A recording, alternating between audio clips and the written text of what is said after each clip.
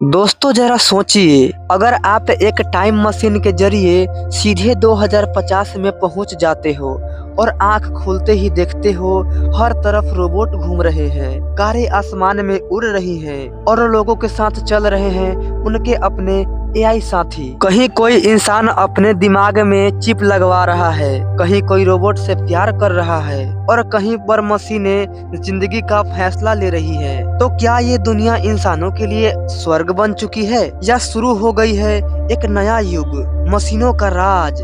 तो चलिए दोस्तों, चलते हैं 2050 के भविष्य की उस दुनिया में जहां आंखों से देखा सब कुछ बदल चुका है। इंसान, जिंदगी और दुनिया तीनों का रूप कुछ और ही हो गया है। तो आइए देखते हैं 2050 का वो अद्भुत युग जहां टेक्नोलॉजी ने इंसानियत को एक नया अर्थ ही दे दिया है। दोस्तों, पिछले एपिसोड में हमने देखा था 2050 की दुनिया का वो रूप जहां रोबोट इंसान के साथ काम कर रहे हैं, जहां कारें आसमान में उड़ रही हैं और जहां बीमारियां सिर्फ एक मेमोरी बन चुकी है। लेकिन ये तो बस शुरुआत थी। आज हम चलते हैं उससे भी आगे, एक ऐसी दुनिया में जहां सिर्फ टेक्नोलॉजी नहीं बल्कि इंसान खुद बदल चुका है। तो चलिए शुरू करते हैं अपना अगला सफर। 2050 द न्यू ह्यूमन एरा।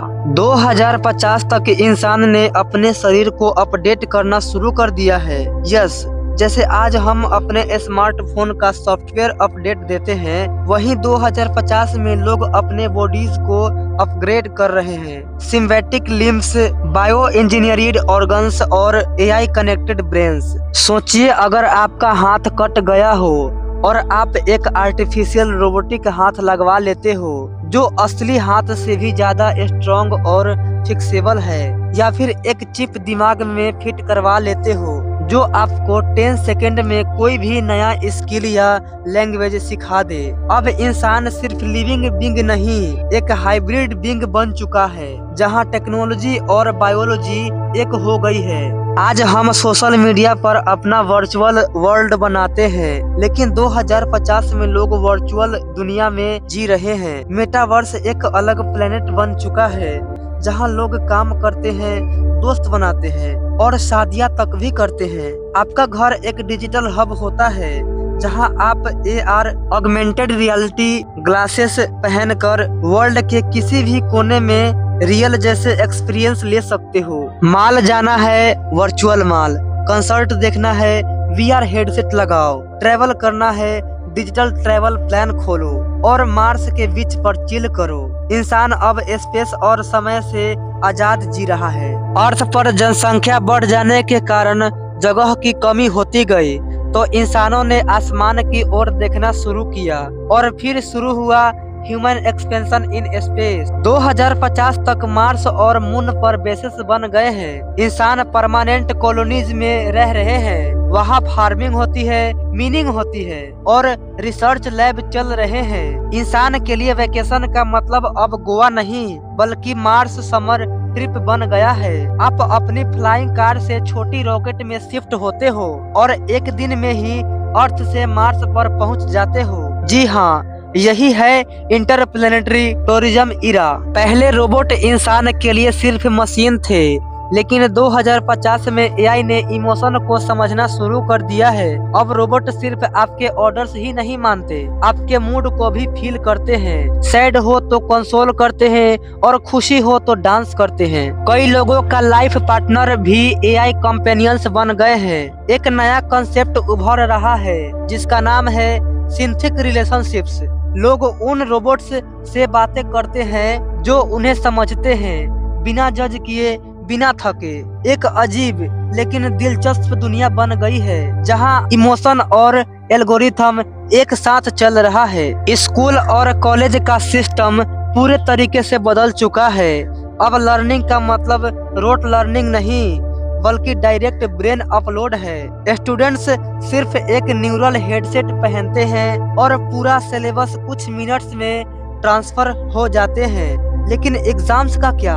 नहीं, अब उनकी जगह स्किल सिमुलेशन टेस्ट होते हैं जहां बच्चे रियल टाइम वर्चुअल सिचुएशन में परफॉर्म करते हैं। टीचर एआई मॉनिटर जो लाइफ स्टाइल और इमोशन दोनों के हिसाब से लर्निंग पैटर्न बनाते हैं। एजुकेशन अब लिमिटलेस हो गई है, मतलब जितना चाहो उतना पढ़ाई करो, कोई लिमिट नहीं। 2050 तक हर मेगा सिटी एक लिविंग ऑर्गेनिज्म बन चुकी है। बिल्डिंग्स अपनी बिजली खुद जनरेट करते हैं, रोड्स ऑटोमेटेड व्हीकल चलाती है और हर घर में एक एआई असिस्टेंट से कंट्रोल्ड होता है। सोचिए, सुबह आप उठते हो, घर का एक मिरर बोलता है good morning, your vitamins are ready, और आपका किचन ऑलरेडी ब्रेकफास्ट बना चुका है। एनर्जी, सेफ्टी और कंफर्ट सब कुछ ऑटो मोड पर है। हर सिटी एक स्मार्ट लाइफ कैप्सूल बन चुकी है। लेकिन दोस्तों, सब कुछ परफेक्ट नहीं है। टेक्नोलॉजी ने आगे जरूर बढ़ा दिया, पर इंसान थोड़ा अकेला भी पड़ गया है।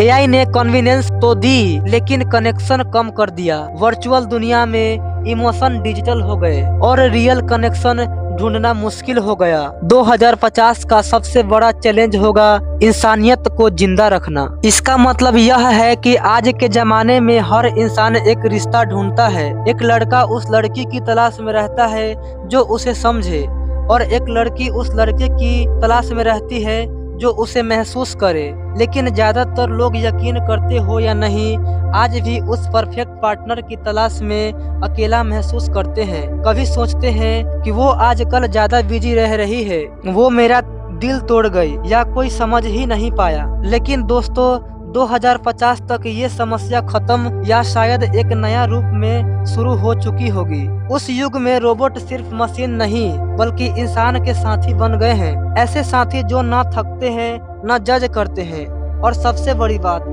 आपको पूरी तरह समझते भी हैं। एक लड़का अपने लिए एक फीमेल रोबोट साथी बनाते हैं जो उसके मूड के हिसाब से बात करती है। उसे खुश देखती है तो मुस्कुराती है, और उदास देखती है तो उसे कंसोल करती है। वही कुछ लड़कियां अपने एआई पार्टनर के साथ जीवन बिताती है, जो हमेशा उनका हमसफर और प्रोटेक्शन बनकर रहता है।